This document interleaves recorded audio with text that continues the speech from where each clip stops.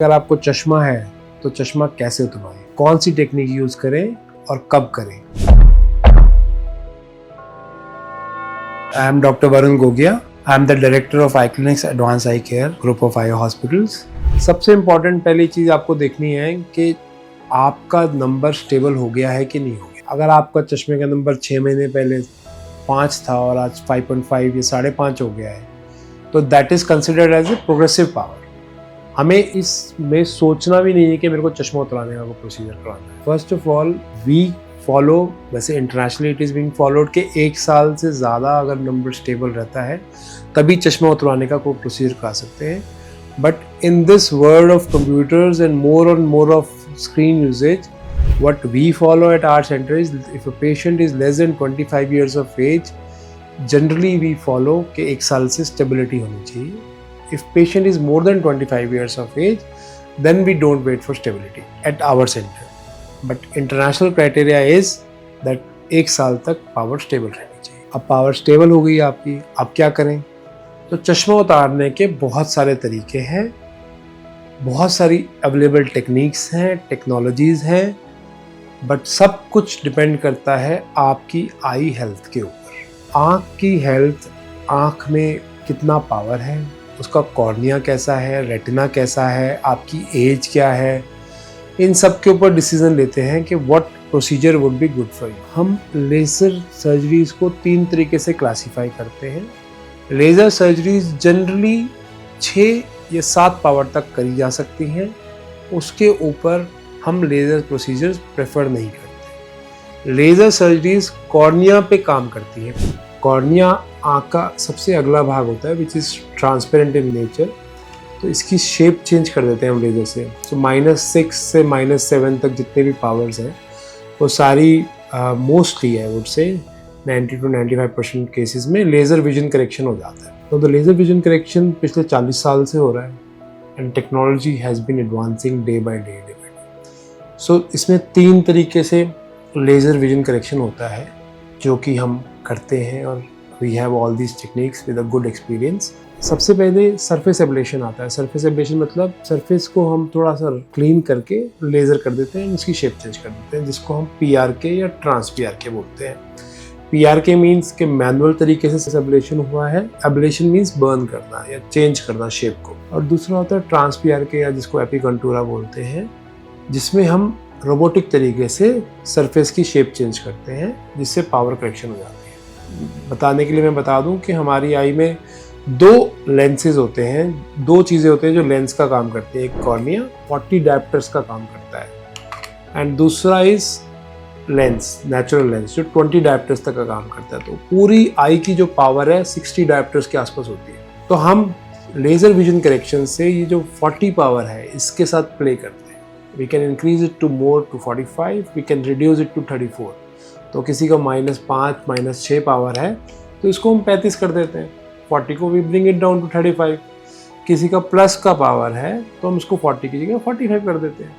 So it's just changing the shape of cornea, the whole concept of practical correction is dependent upon। तो जैसे कि मैंने आपको बताया कि पहले तो सरफेस एब्लेशन करते थे, फिर ट्रांस PRK जो robotic way of surface ablation है वो आई, फिर आई फ्लैप बेस्ड प्रोसीजर जिसमें हम एक स्लाइस काटते हैं कॉर्निया का। स्लाइस को हम लिफ्ट कर देते हैं and then we do the laser and then slice is being kept back. इसको हम फ्लैप सर्जरीज बोलते हैं या लेसिक बोलते हैं। लेसिक अगेन 2 तरीके से हो सकता है, एक ब्लेड लेसिक बोलते हैं या SBK लेसिक बोलते हैं, और एक ब्लेडलेस लेसिक बोलते हैं या उसको हम रोबोटिक लेसिक बोल देते हैं या फेम्टो लेसिक बोल देते हैं। उसमें क्या होता है, ये जो फ्लैप बनता है ये भी लेज़र से ही बनता है, उसमें कोई ब्लेड यूज़ नहीं होता, कोई ह्यूमन इंटरफेरेंस नहीं होती है। एंड जो फ्लैप बन जाता है तो हम उस फ्लैप को लिफ्ट करके फिर एक्साइमर लेज़र से ही पावर कर देते हैं। जो आजकल नई सर्जरी, जो लेटेस्ट सर्जरीज आई हैं उनको केरेटोलेंटिकुलर सर्जरीज बोलते हैं, KLEX सर्जरीज के नाम से, जिसको आप स्माइल, सिल्क, क्लियर कुछ भी बोल सकते हैं। उसमें कोई फ्लैप नहीं बनता है। उसमें जितना आपको कॉर्निया को बर्न या चेंज करना था, शेप चेंज करनी थी, उतना ही लेज़र से इसके अंदर एक पहले से ही लेज़र बेस्ड एक हम लेंटिक्यूल बना लेते हैं। लेंटिक्यूल एक लेंस की शेप का, एक इसका जितना हमें पावर करेक्ट करना है उतनी साइज का हम लेंटिक्यूल बना लेते हैं और 2 मिलीमीटर के इंसिजन से उसको बाहर निकालते हैं। इमीडिएट हीलिंग हो जाती है फास्टर रिकवरी है और लॉन्ग टर्म साइड इफेक्ट्स कम है, फ्लैप रिलेटेड कॉम्प्लिकेशंस कम है। बट सारे प्रोसीजर सब पेशेंट्स के लिए नहीं हैं। हमें टेस्ट प्रोसीजर हर पेशेंट के हिसाब से कस्टमाइज करना पड़ता है या टेलर मेड लेना पड़ता है। किसी का कॉर्निया पतला है, हम फ्लैप भी नहीं बना सकते, हम उसमें लेंटिक्यूल भी नहीं निकाल सकते, उसमें सरफेस एब्लेशन करते हैं। कुछ पेशेंट्स हैं जिनकी ऑक्यूपेशनल रिक्वायरमेंट है कि उसमें फ्लैप नहीं है, बॉक्सर्स हो गए, क्रिकेटर्स हो गए, स्पोर्ट्स पर्सन हो गए, डिफेंस पीपल हो गए, पुलिस वाले हो गए, जिनको कॉन्टैक्ट का ज़्यादा डर रहता है, जिसमें फ्लैप रिलेटेड कॉम्प्लिकेशंस होती है। उनमें कंप्लीटली सरफेस एब्लेशन प्रोसीजर्स या लेंटिक्यूल ब्रेस प्रोसीजर जिसमें फ्लैप नहीं बनता, उनकी रिक्वायरमेंट ज़्यादा होती है। कई पेशेंट्स में सिलेंड्रिकल पावर ज़्यादा है, तो उन केसेस में ना तो हम सरफेस एब्लेशन कर सकते हैं, ना हम लेंटिक्यूल बेस्ड प्रोसीजर्स कर सकते हैं, because they are very new, तो लॉन्ग टर्म आउटकम्स हमें नहीं पता। तो उन केसेस में हम फ्लैप सर्जरीज प्रेफर करते हैं, बिकॉज वी नो के आउटकम्स उसमें ज़्यादा अच्छे हैं। जो कि आपने सुना होगा कंटूरा विजन या कस्टमाइज सर्जरीज होती हैं, कस्टमाइज रिलेटेड सर्जरी होती है, ये सारी फ्लैप बेस्ड सर्जरी होती है। हाउएवर क्लियर, स्माइल, सिल्क, ये सारी लेंटिक्यूल बेस्ड सर्जरीज हैं। तो हर पेशेंट में हर सर्जरी करना पॉसिबल नहीं होता। कई पेशेंट्स की कॉर्निया बहुत स्टीप है, कई पेशेंट्स की कॉर्निया बहुत फ्लैट है, कुछ पेशेंट्स में हम फ्लैप लेसिकी कर पाएंगे, कुछ पेशेंट्स में हम सिर्फ और सिर्फ लेंटिक्यूल कर पाएंगे। जो ड्राई आई पेशेंट्स हैं उनमें लेंटिक्यूल सर्जरी ज़्यादा प्रेफरेबल रहती है। तो हर पेशेंट में हर तरीके की सर्जरी पॉसिबल नहीं होती है। कुछ पेशेंट्स होते हैं जिसमें हम कुछ भी कर सकते हैं, हम पेशेंट को ऑफर कर सकते हैं कि आप कुछ भी करा सकते हैं। कुछ पेशेंट्स होते हैं जिनमें हम बोलते हैं नहीं, आपके लिए यही बेस्ट है। तो considering with long experience of refractive surgery in our practice, I think for every patient one surgery is the best, but that has to be decided by your doctor. You can't just walk in कि मेरा ये कर दो, मेरा वो कर दो, मुझे ये करवाना है, मुझे वो करवाना है। So that's not the way. So spectacle removal का सबसे पहला जो हमने पॉइंट डिस्कस किया था वो था stability of vision. Then a complete workup which will define कि आपके लिए कौन सा प्रोसीजर बेस्ट है in terms of laser vision correction, and if you are not eligible for laser vision correction, then what to do. Next of the step, which is called phakic IOL, it's a kind of a lens which is implanted into eye over your natural lens. So ये cornea हो गया।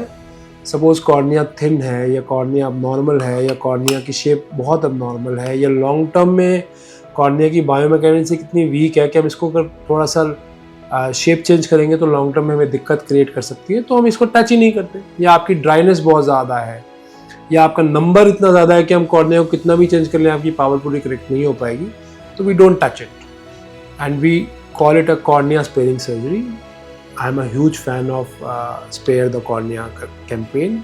However, we do lot of refractive surgeries, lot of laser vision correction, but still I feel कि हमें natural physiology को बहुत ज़्यादा नहीं चाहिए। अति हर चीज़ की खराब होती है। आपका -8 पावर है, आपका हो गया कि लेज़र कर दो, we will never do it because it's not physiological to remove that much amount of cornea from your।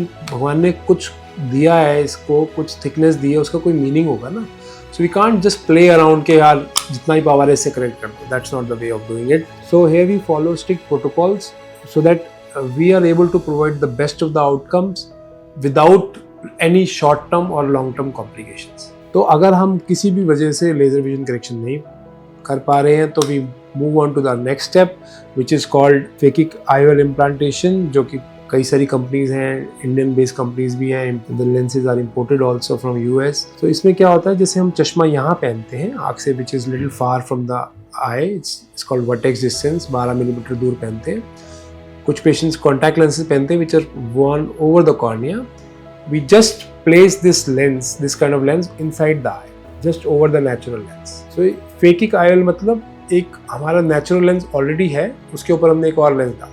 जिनकी पावर ज़्यादा है, जिनका कॉर्निया सही नहीं है, जिनमें हमें लगता है कि हम कॉर्निया को छेड़ेंगे तो बाद में कॉम्प्लिकेशन आएंगी, उसमें हम स्पेक्टिकल रिमूवल करते हैं and we have done till -28 power.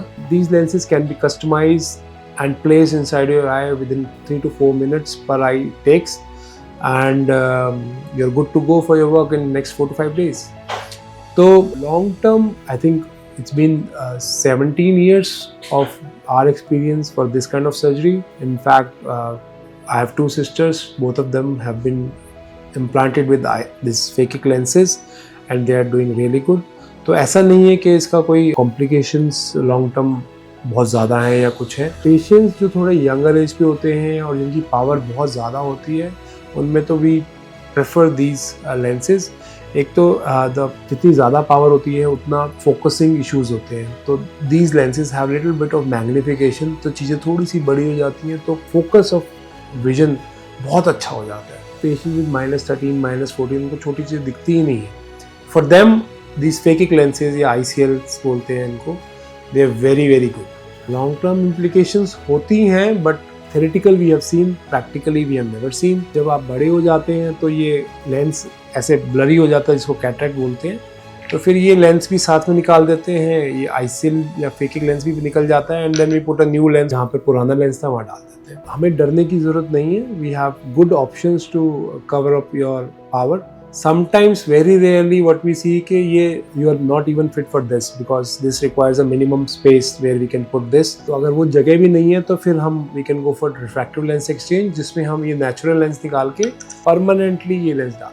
So अभी तक तो ये सारी चीज़ें 20 से 40 साल की उम्र में हो रही थी, जिसमें distance vision correction या near vision correction करते थे for myopes और hypermetropes।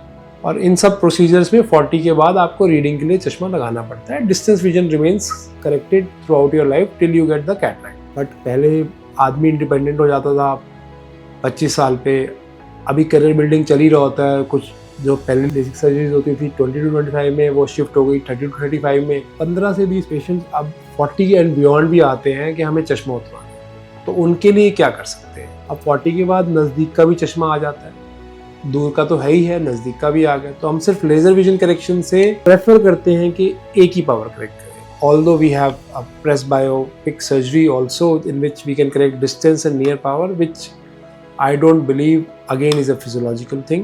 So we have two options for these. We are not touching cornea in more than 40 years of age, although people are doing it, but I don't prefer them. So we don't touch cornea after 40 unless or until the power is very high and patient is ready के मेरे को reading का इतना काम नहीं होता, मेरा distance का है, मैं स्विमर हूँ, मैं रनर हूँ, मेरे दूर का चश्मा नहीं लगाना, then we can correct the distance correction. Otherwise if you want कि हमारा डिस्टेंस भी ठीक हो जाए, नियर भी ठीक हो जाए, then we have presbyopic phakic IOLs या presbyopic ICLs या presbyopic IPCLs बोलते हैं, जिसमें दूर और नज़दीक के लेंस नेचुरल लेंस के ऊपर ही डल जाते हैं। So these are very latest with good convincing results which we have started recently। जिन patients में जो 40 and above हैं, अगर वो चाह रहे हैं कि हमें चश्मा उतरवाना है, हम नहीं देख सकते दूर का भी नज़दीक का भी, तो फिर हम उनमें रिफ्रैक्टिव लेंस एक्सचेंज करते हैं apart from this presbyopic ICLs जो मैंने बोला, जिसमें हम नेचुरल लेंस की जगह आर्टिफिशियल लेंस डाल देते हैं, जिसमें दूर का और नज़दीक का दोनों कवर हो जाता है। अगेन